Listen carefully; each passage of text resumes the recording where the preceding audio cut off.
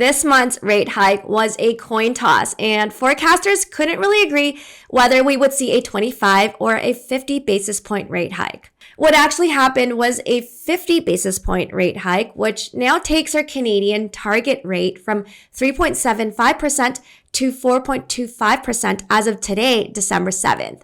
So let's dive in to see what the BoC said at this month's meeting and how the latest rate hike might actually trigger a new forced sale theme for real estate for next year.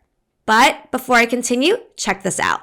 This is a heads up that you can get our complete Toronto real estate investing guide for free on our website. You can see things like a breakdown of typical costs, rents, appreciation, sample financials that you can change up to see how it affects your returns, and even try out a quiz to see what might fit you best. I'll put a link to the free guide in the description below. Don't forget to like this video and subscribe to our channel so you don't miss other content like this made just for real estate investors in Toronto. If we saw a 25 basis point rate hike this month, that would have allowed the BoC to fine-tune things better and possibly prevent overshooting and unnecessary downsides. But the thing is, the US Fed is already 25 basis points ahead of the BoC, and their market is expecting a 50 basis point hike next week.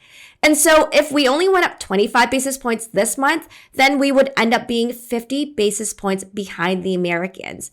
And that would make our Luna even weaker and our imports more expensive and ultimately end up giving us higher inflation. And that's probably why we had to be in lockstep with the US with a 50 basis point rate hike this month. So you're probably wondering, are we done with rate hikes? Well, last rate hike, the BoC mentioned that they'll still be going up. And then 2 weeks ago, they mentioned that we're getting close to the end of rate hikes, but we're not done yet. And they are weighing the risks of over-tightening. And today, we don't hear any concrete guidance that rates are going to go up any further. So it is pretty likely that they're probably peaking for the next while as we wait for lagging results. Now, let's tie all this back to Toronto real estate. Here's the thing. Even with the major jumps in interest rates this year, and even though we have come down in price from the peak, the overall GTA market still hasn't seen much of a price change yet compared to the average of last year.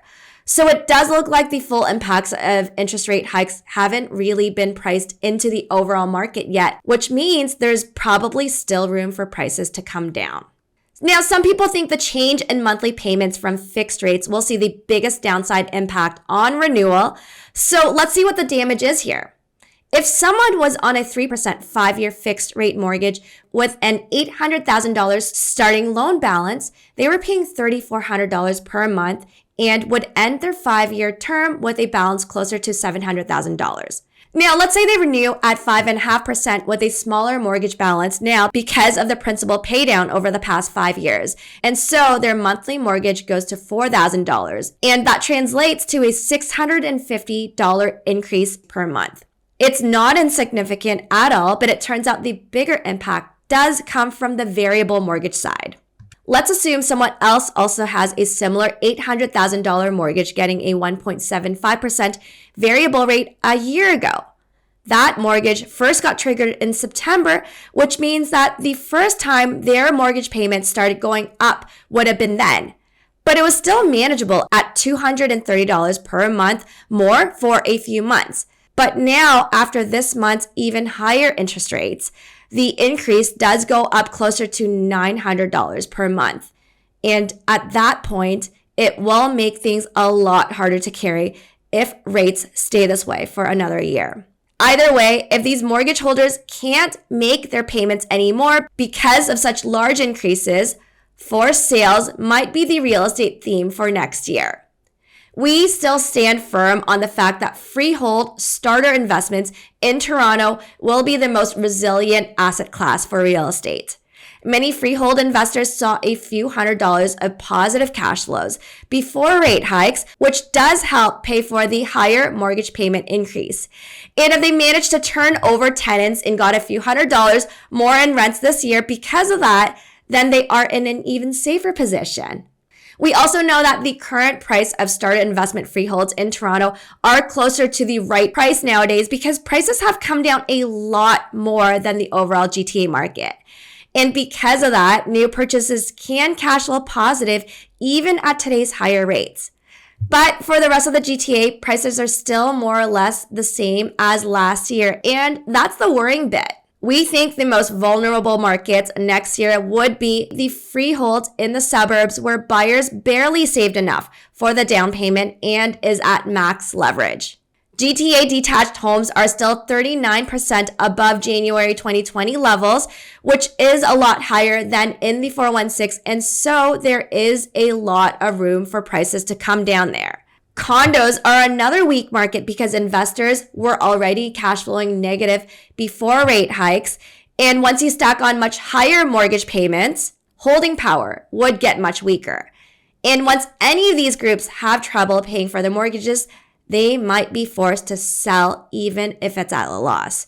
And from number crunching, the price of a GTA house would need to come down around 25% before monthly house expenses get back to average 2021 levels again. So there is still a lot of room for prices to come down. With the year-end slowdown, this is actually the best time to plan out your goals and action plan for next year. And if you are thinking about restructuring your real estate portfolio to strengthen your holding power, or just want to bounce ideas off of a real estate investing expert, just reach out to our team. We're a real estate sales brokerage that focuses on investing in houses and multifamily homes in Toronto, and here's how it's like to work with us. First, we'll do a discovery call with you so we get to know each other more and help you get your financing ready, and then we'll teach you how to analyze deals.